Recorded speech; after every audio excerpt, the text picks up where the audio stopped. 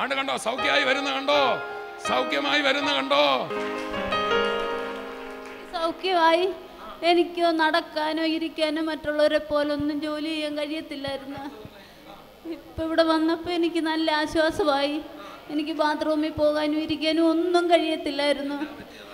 മുട്ടിന് തേയ്മാനോ അസ്ഥികളെല്ലാം വിട്ടിരിക്കുമെന്ന് ഡോക്ടർ പറഞ്ഞ്.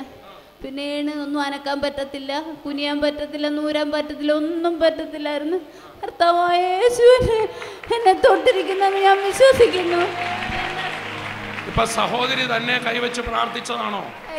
ഇപ്പം അതെ, ഞാൻ തന്നെ കൈവച്ച് ഇപ്പൊ ഇവിടെ പ്രാർത്ഥിച്ചപ്പോൾ ഞാൻ തിരുമിയതാണ്.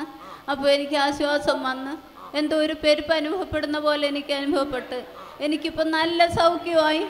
എനിക്ക് തേയ്മാന നിമിത്തം നടക്കുമ്പോഴത്തേക്ക് എല്ലാവരും ചോദിക്കുമായിരുന്നു തളം തൊണ്ടോന്ന്. അങ്ങനെയാണ് ഞാൻ നടന്നുകൊണ്ടിരുന്നത്.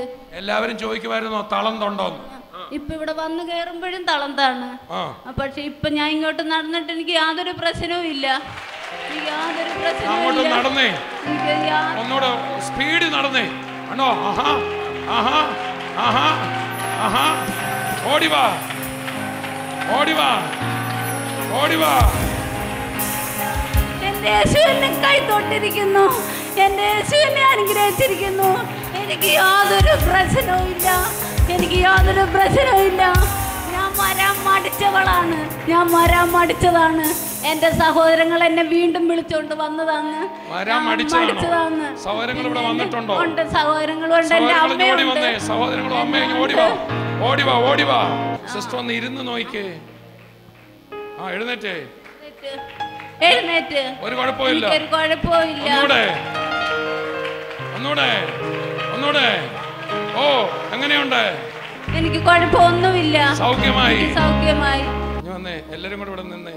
ജ്യേഷ്ഠത്തി, അതും ചേച്ചി, ഇതമ്മ, ഇവരാണ് എന്നെ വിളിച്ചോണ്ട് വന്നത്. മുട്ടിന് ഡോക്ടർ പറഞ്ഞത് അതിന് മുട്ടിന് തേയ്മാനമാണ്, നടക്കാനൊന്നും പറ്റത്തില്ല, ഇനി ചികിത്സയൊന്നും ഇല്ലെന്ന്.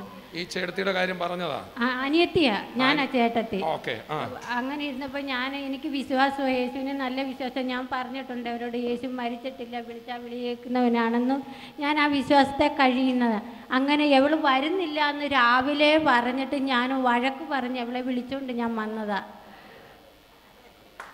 അതെ, ഞാനങ്ങ് മടിച്ച് ഞാൻ വരുന്നില്ലെന്നും പറഞ്ഞു. അന്നേരം എന്നോട് പറഞ്ഞു ഇവിടെ അങ്ങനെയുള്ള കുഴപ്പങ്ങളൊന്നുമില്ല, ദേവാലയത്തിൽ പോകുമ്പോലല്ല, നിനക്ക് ഇവിടെ വരാമെന്ന് പറഞ്ഞു. അങ്ങനെ ഞാൻ വന്നതാണ്. ഇവിടെ ആരെയും പിടിച്ചു നിർത്തത്തില്ല. അങ്ങനെ ഞാൻ വന്നതാണ്. ഇന്ന് രാവിലെ എണ്ണിച്ചിട്ട് അടുക്കള വന്ന് ഞാൻ അങ്ങ് കിടന്നു. അങ്ങ് ഒത്തിരി കരഞ്ഞു. ഞാൻ ഒരുപാട് കരഞ്ഞു. കാര്യം എൻ്റെ ജോലികളൊന്നും എനിക്ക് ചെയ്യാൻ വയ്യാഞ്ഞ് ഞാൻ അവിടെ ഇരുന്ന് അങ്ങ് കരഞ്ഞ്, അങ്ങ് അലറി അങ്ങ് കരഞ്ഞ്. ഞാൻ എന്തിനാ ജീവിക്കുന്നതെന്ന് ചോദിച്ച് ഞാൻ അങ്ങ് കരഞ്ഞ്. അന്നേരം പിന്നെ ഇവരെന്നെ വിളിച്ചേച്ച് പറഞ്ഞു നീ വരായിരുന്നു. ഞാൻ പറഞ്ഞു ഞാൻ വരുന്നില്ലെന്ന് പറഞ്ഞു.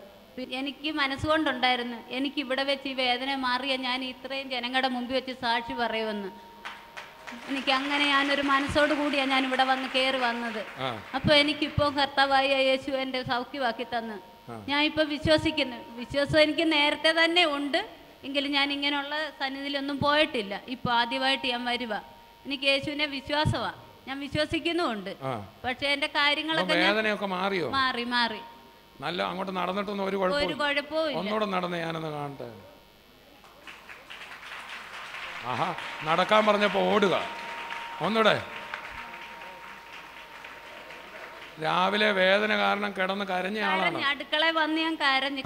ഇപ്പൊ എനിക്ക് ആസ്വത്തിനെല്ലാം കുറവ് കിട്ടി. സ്തോത്രം. ചേച്ചി അനിയത്തിയോട് പറഞ്ഞു ഇവിടെ പ്രാർത്ഥനയ്ക്ക് പോയാൽ കുഴപ്പമൊന്നുമില്ല, അവരൊന്നും പിടിച്ചു നിർത്തത്തൊന്നുമില്ല അല്ലേ? അതാ എൻ്റെ സത്യം.